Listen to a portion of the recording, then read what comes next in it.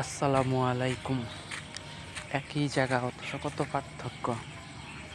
যখন বর্ষাকাল আসে তখন পানি দিয়া সব কিছু ভরাট হয়ে যায়, আর যখন বর্ষাকাল না তখন অন্যরকম জায়গা থাকে পরিস্থিতি। এইরকমই আসলে মানুষের জীবন।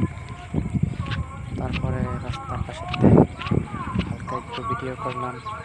ওই দূরে একটু কাশবন, ছোট ছোট কাশফুল দেখা যায়, ওটা একটু দেখানোর চেষ্টা করলাম। ক্যামেরা সুন্দর করে কভার করছি না, ধরতে পারছি না, নষ্ট হয়ে গেছে। আস্তে আস্তে সামনের দিকে যাইলাম। বেড়া দেওয়া, বেড়ার ভিতরে অনেক সুন্দর সুন্দর ফুল আছে, ফল আছে।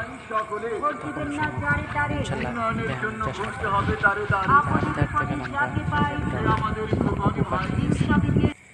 প্রকৃতির কোনো কিছুর সাথেই কোন কৃত্রিম কোনো কিছু কম্পেয়ার করা যায় না, অসম্ভব।